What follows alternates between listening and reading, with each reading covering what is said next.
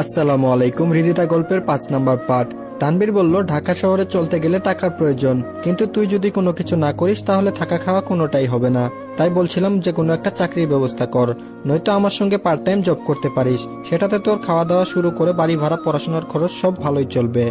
আমি বললাম, দোস্ত আমার কোনো সমস্যা নাই, তাছাড়া তুই যে জব করছিস সেটাতে আমার ভাবাভাবির কোনো বিষয় নেই। তুই চাইলে কালকেই আমাকে জবে জয়েন করিয়ে দিতে পারিস। তানবীর বলল, দোস্ত কিছু মনে করিস না, আসলে আমার সামর্থ্য নেই যে তোকে কদিন খাওয়াতে পারবো, এর জন্য বাধ্য হয়ে চাকরির কথাটা বলতে হলো। তুই আবার কথাটাকে অন্যরকম ভাবে দেখিস না প্লিজ। আমি বললাম, আরে দোস্ত কি সব আবুল তাবুল বলছিস? তুই আমার জন্য যতটুকু করেছিস এতেই অনেক। তাছাড়া বাস্তবতা কি জিনিস তা আমি ভালো করেই জানি। তুই আমাকে পার্ট টাইম জবটা নিয়ে দিতে চেয়েছিস, এটাই অনেক। এছাড়া আমাকেও তো কদিন পর এমনি এমনি চাকরি করতে হতো। তানবীর বলল, আচ্ছা আমি তাহলে কালকে বসকে বলে তোর চাকরির বিষয়ে কনফার্ম করছি। তানবীর এই বলে ফোন বাহিরে নিয়ে চলে গেল। কিছুক্ষণ কথা বলে এসে বলল, দোস্ত নো টেনশন, তোর চাকরি হয়ে গেছে। আর হ্যাঁ, কালকে গিয়ে কলেজের এডমিশনটা করিয়ে নিবি কেমন? আমি বললাম, ধন্যবাদ বন্ধু। আমি আসলে কল্পনাও করিনি ঢাকা শহরে এই অসময়ে এসে অ্যাটলিস্ট তোর কাছে এতটাও হেল্প পাবো। বাড়ি থেকে রাকিবের কথা ভেবে ঢাকায় রওনা দিয়েছিলাম এবং তার সাথে ওখানে গিয়েছিলাম। সে আমাকে আদর যত্ন করে খাওয়া দাওয়া করালেও যখন বললাম তোর এখানে 2 দিন থাকতে হবে, রাকিবের স্ত্রী আমার কথা শুনে রাকিবকে কি যেন একটা ইশারা করলো। তখন রাকিব নিমিষেই তার রং পাল্টাতে লাগলো এবং আমাকে তাড়ানোর বিভিন্ন রকমের বাহানা করলো। আমি তো আর ছোট বাচ্চা না যে তাদের ইশারায় কি বললো তা বুঝবো না। তারপর ওখান থেকে বাইরে চলে আসলাম।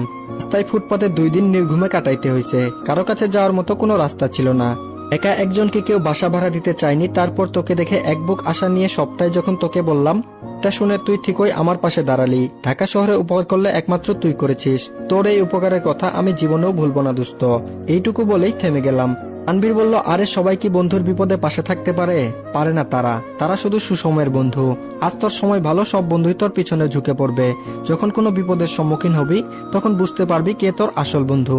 তাছাড়া রাকিবের বিষয়ে যেগুলো বললি এটা নতুন কোনো বিষয় না। আসলে এই ঢাকা শহরের মানুষজন, তারা আত্মীয় স্বজনরা তাদের বাসায় থাকবে সেটা তারা আশা করে না। যত তাড়াতাড়ি সম্ভব তাদেরকে ভালো মন্দ খাইয়ে বিদায় করে দেই।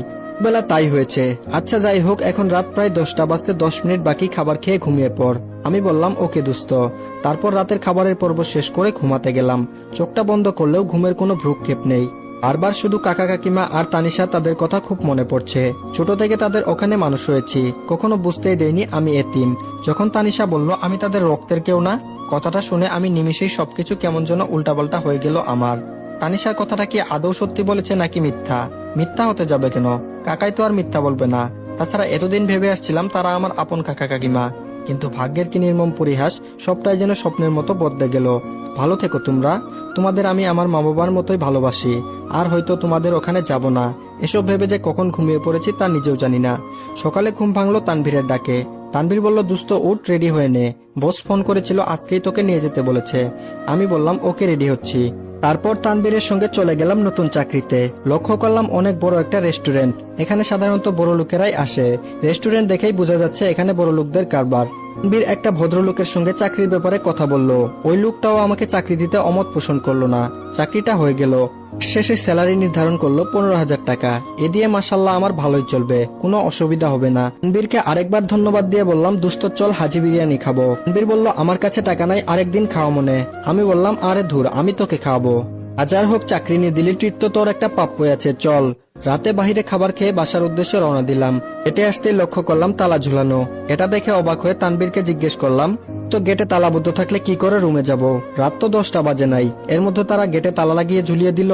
তানবীর বলল, এই বাড়িওয়ালার মেয়ে আরোহী ইচ্ছা করে রাত 9টার সময় গেটের তালা লাগিয়ে দেয়। মেয়েটা বদমেজাজি প্লাস মিসকা শয়তানি। দোস্ত টেনশন করিস না, আঙ্কেলকে ফোন দিয়ে জানিয়ে দিচ্ছি। এই বলে তানভীর বাড়িওয়ালা আঙ্কেলের কাছে ফোন করে জানিয়ে দিল। কিছুক্ষণ পরেই বাড়িওয়ালা আঙ্কেল গেটে এসে বিনয়ের সুরে বলতে লাগলো, বাবারা তোমরা কিন্তু বিরক্ত হয় না প্লিজ। আরোহী মাঝে মধ্যে গেটে তালা লাগিয়ে চাবি তার কাছে রেখে দেয়। আমি বললাম, আচ্ছা আঙ্কেল, আরোহী এসব কেন করেন? আঙ্কেল বলল, আরোহী চায় না এই বাসায় কেউ ভাড়া থাকুক। তোমাদেরও বাসা ভাড়া দিতাম না, কিন্তু তানভীর আমার কাছে পূর্ব পরিচিত ছিল, যার দরুন তাকে আর না করতে পারিনি। আচ্ছা বাদ দাও এসব কথা, এই চাবিটা তোমাদের কাছে রাখো। মাঝে মধ্যে আরোহী যদি তালা লাগিয়ে দেয় তার ডুপ্লিকেট চাবি এইটা। আঙ্কেল এই বলে গেটের ওপাশ থেকে চাবিটা তানভীরের হাতে দিল। তারপর রুমে চলে গেলেন। অপরদিকে হৃদিতা বলল, তানিশা তোর ভাইয়ের খোঁজ কি এখনো পাসনি? তানিশা বলল, ও ছোট থেকেই একটু জেদি, যা বলে তাই করে। ও তোকে প্রপোজাল দিয়েছিল সেদিন আর তুই রিজেক্ট করেছিলি। আমিও বাড়িতে গিয়ে এ বিষয়ে প্রচুর পরিমাণ জ্বালিয়েছি এবং মজা করে বলেছি তোর এই খ্যাত মার্কা চেহারা কোনো মেয়েই তোকে ভালোবাসবে না, বুঝলি? আগে নিজের গেট আপ ঠিক কর, তারপর কাউকে প্রপোজাল দিস। সে আমার প্রতি উত্তরে শুধু এই কথাটাই বলেছিল, একদিন দিদিটাও আমাকে ভালোবাসবে, দেখে নিস। আর আমি যেটা বলি তা কিন্তু করে ছাড়ি, সেটা তুই ভালো করে জানিস। সেদিনের থেকে তোর পিছনে পিছনে কাঁঠালের আঠার মতো 2-1 বছর লেগে থাকলো, কিন্তু তুই তো কোনো রেসপন্স দিলি না। তাহলে একবার ভাব তার জিতটা কেমন। আর আমি যদি টেলিভিশনে সিরিয়াল দেখি, ও গিয়ে ক্রিকেট খেলা দেখবে, নয়তো মুভি দেখবে, তবুও আমাকে কিছু দেখতে দিবে না। টেবিলে খেতে বসলে আগে ওর দিকে দিতে হবে, তারপর সেন আমরা সবাই খেতে পারবো। এমন প্যারাই দিত সারাদিন। রিদিতা, বিশ্বাস কর, মাঝে মধ্যে মনে হতো ও কেন আমাদের বাসা ছেড়ে চলে যাচ্ছে না। চলে গেলেই হয়তো একটু শান্তি পেতাম, কিন্তু ও এমন বিহেভ করতো যেন আমার আপন ভাই। তাছাড়া রনিও জানতো না যে ও এতিম। তোদের সেই ঘটনা ঘটে যাওয়ার পর আমি রেগে বলেছি সব, যে তুই আমাদের রক্তের কেউ না, অনেক জ্বালিয়েছিস, এবার আমাদের বাসা ছেড়ে যেদিকে খুশি সেদিকে চলে যা। ও তাই করলো, আমাদের ছেড়ে চলে গেল ঠিকই, কিন্তু তার সব মেমোরিজ গুলো আমাদেরকে এখন এমন কষ্ট দিচ্ছে সেটা তোকে বলে বুঝাতে পারবো না। এই বলে তানিশা চোখের পানি মুছে নিল। তানিশার কথা শুনে রিদিতার যেন হৃদয়ে রক্তক্ষরণ হতে লাগলো। তার জন্য তো এসব ঘটেছে, এসব ভেবে রিদিতা নিজেই অনুতপ্ত হচ্ছে। তারপর নিজেকে সামলে নিয়ে বলতে লাগলো, তাহলে কি তোর ভাই গ্রামে আসবে না আর? তানিশা বলল, আর মনে হয় আসবে না। রিদিতা কথাটা শোনা মাত্রই তার যেন নিমিষেই সব আশা শেষ হয়ে গেল। রিদিতা মনে মনে তাকে নিয়ে ভালোবাসার বীজ বপন করেছিল ঠিকই, কিন্তু তানিশার কথাতে সেটা নিমিষেই ভেঙে চুরমার হয়ে গেল। তারপরও কেন জানি তার অপেক্ষায় থাকবে রিদিতা মনে মনে এই সিদ্ধান্তে উপনীত হলো। এভাবে তাদের দিন কাটতে লাগলো। কথায় আছে না, দাঁত থাকলে কেউ দাঁতের মূল্য বুঝে না, তেমনি রনি চলে যাওয়াতে রিদিতার ভালোবাসা একটু বেশি বেড়ে চলেছে। এদিকে হুট করেই শফিক সাহেব তার স্ত্রীকে উদ্দেশ্য করে বলল, এই রিদিতার মা, একটা খুশির খবর আছে। শফিক সাহেবের স্ত্রী বলল, কি বলো? শফিক সাহেব বলল, রেহেনা আফা আমাদের রিদিতা মামুনিকে পছন্দ করেছে, বিয়ের কথাও বলেছেন। রিদিতার মা বলল, ও তার মানে রেহেনা আপার ছেলে নিলয়ের সঙ্গে আমার মেয়ে রিদিতার মামুনির বিয়ের কথা উঠেছে? শফিক সাহেব বলল, হ্যাঁ, আমি বাজারে যাচ্ছিলাম, হঠাৎ রেহেনা আফা আমাকে ডেকে বাসায় নিয়ে গেল এবং খাবার পর্ব শেষ করে বলল, রিদিতা মামুনিকে নাকি রেহেনা আফার পছন্দ হয়েছে, তাই রিদিতা মামুনিকে নিলয়ের বউ করে নিয়ে যেতে চাই। রেহেনা আফার কথা শুনে তার প্রত্যুত্তরে আমি শান্ত গলায় বললাম, আফা, আমি আগে আমার মেয়েটার মত শুনি, তারপর আপনাদের জানাচ্ছি। এই বলে তাদের বাসা ত্যাগ করে বাসায় আসলাম। এখন বলো, নিলয়ের সঙ্গে আমাদের রিদিতা মামুনিকে কেমন মানাবে? রিদিতার মা বলল, নিলয় তো দেখতে শুনতে ভালো, কিন্তু তার আগে রিদিতাকেও জানাও সে কি মত দেয়। শফিক সাহেব বলল, হ্যাঁ, ভালো একটা কথা বলেছ, আগে রিদিতাকে বলতে হবে। শফিক সাহেব তার স্ত্রী পারবিনার সঙ্গে এসব কথা আলোচনা করছে, এর মধ্যে রিদিতা কলেজ থেকে ফিরল, কিন্তু মুখ ভার করে। শফিক সাহেব তার মেয়ের মুখটা দেখে বলে উঠল, রিদিতা? রিদিতা বলল, জি আব্বু, বলো। শফিক সাহেব বলল, মা, আমরা একটা সিদ্ধান্ত নিতে যাচ্ছি, কিন্তু এখানে তোমার মত লাগবে, তাই তাহলে আমরা এগুলো বিষয়ে এগোতে পারবো। রিদিতা বলল, আব্বু, কি সিদ্ধান্ত নিয়েছ? শফিক সাহেব একটু হেসে বলে উঠল, সিদ্ধান্তটা হচ্ছে আমাদের রিদিতা মামুনি তো এখন অনেক বড় হয়েছে, তার জন্য বিয়ের সম্বন্ধ আসছে, আর এখন তাকে বিয়ে দিয়ে আমাদের বাসা থেকে বিদায় দিতে যাচ্ছি। শফিক সাহেব কথাটি হেসে খেলে বললেও রিদিতার মনে ইতিমধ্যে তুলপাড় শুরু হয়ে গেছে।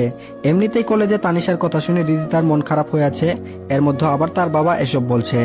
রিদিতা নিজেকে সামলে নিয়ে তার বাবাকে বলল, আব্বু, যদি তুমি জোর করে কাউকে কারো কাছে বিয়ে দিয়ে দাও, তাহলে তোমার মেয়েকে হারাবে, এইটুকু মনে রেখো। রিদিতা এই বলে তার রুমে চলে গেল। শফিক সাহেব তার মেয়ের কথাগুলো শুনে থতমত খেয়ে পারভিন বেগমকে জিজ্ঞেস করলো, এই তোমার মেয়ের কি হয়েছে বলো তো? আমি শুধু বিয়ের ব্যাপারে একটু বললাম, আর এতেই নাকি মেয়ে হারাবো, এটা কেমন কথা? হ্যাঁ। পারভিন বেগম বলল, আমার মনে হয় রিদিতা কাউকে পছন্দ করে, এর জন্য বিয়ের কথা শুনেই রিয়াক্ট করতে শুরু করেছে। শফিক সাহেব কিছুটা চিন্তা নিয়ে বলল, হ্যাঁ, সেটাই হবে হয়তো। অপরদিকে তানবীরের নতুন চাকরির সুবিধার জন্য তাকে অন্য জায়গায় চলে যেতে হচ্ছে। তানবীর বেগে সবকিছু গুছগাছ করে নিচ্ছে, সেটা দেখে রনি বলে উঠল, আরে দোস্ত, সবকিছু এভাবে গুছগাছ করে নিচ্ছিস কেন? তানবীর বলল, দোস্ত, আমার চাকরিটা হয়ে গেছে, তোকে কিছুদিন আগে যে চাকরির কথাটা বলেছিলাম সেই চাকরিটাই হয়ে গেছে, এখন সেখানেই যেতে হবে। আমি বললাম, সেখানে মানে কোথায় যাচ্ছিস? তানবীর বলল, চিটাগাং। দোস্ত, আঙ্কেলকে তোর কথা বলছি, তুই এখানেই থাকতে পারবি। আমি নিশ্চুপ হয়ে দাঁড়িয়ে রইলাম। তারপর তানবীর বলল, আরে বন্ধু, মন খারাপ করিস না, চাকরির জন্যই তো যেতে হচ্ছে, তবে মাঝে মধ্যে তোর সঙ্গে ঢাকায় এসে দেখা করব। এখন আমাকে বাস স্টেশনে এগিয়ে দে। মনটা নিমিষেই খারাপ হয়ে গেল। ঢাকা শহরে একটা মাত্রই বন্ধু পেয়েছিলাম, আজ সেও চাকরির জন্য ছেড়ে চলে যাচ্ছে। যার সঙ্গে সবকিছু শেয়ার করতাম, আজ থেকে সেটা আর হবে না। এসব ভাবতেই তানভীর কাঁধে হাত রেখে বলে উঠল, কিরে দোস্ত, যাবি না? আমার কিন্তু দেরি হয়ে যাচ্ছে। আমি বললাম, হ্যাঁ হ্যাঁ চল। এই বলে তানভীরকে বাস স্টেশনে নিয়ে গেলাম। তানভীরকে নতুন বাসে তুলে দিয়ে আসলাম। পিছন দিকে তাকিয়ে তানভীর বলে উঠল, দোস্ত, ভালো থাকিস, আর মাঝে মধ্যে ফোন দিস, ভুলে যাস না কিন্তু। আমি বললাম, না রে দোস্ত, তোকে ভুলবো না, তুইও ভালো থাকিস। এসব কথা শেষ করতে করতে গাড়ি স্টার্ট দিল। তারপর তানভীরকে বিদায় দিয়ে বাসায় আসলাম। আরোহী দরজার সামনে দাঁড়িয়ে থেকে বলতে লাগলো, তোর বন্ধু চলে গেল, তাহলে তুইও কেন বাসায় আটকে গেলি? তুইও চলে যেতি তোর বন্ধুর সঙ্গে। আরোহীর এমন কথার ধারা শুনে মনটা চাচ্ছে যে তার গালে কষে একটা থাপ্পড় মেরে দেই। কথায় আছে না, সব চাওয়া পাওয়া পূরণ হয় না, সেটা ভেবেই নিজের রাগ কন্ট্রোল করলাম। তারপর কোনো কিছু না বলে রুমে এক পা সামনে বাড়াবো, এমন সময় আরোহী পিছন দিক থেকে এমন একটা কথা বলল, শুনে নিজের রাগকে কন্ট্রোল করতে পারলাম না। আরোহীকে দেয়ালের সঙ্গে চেপে ধরে বললাম,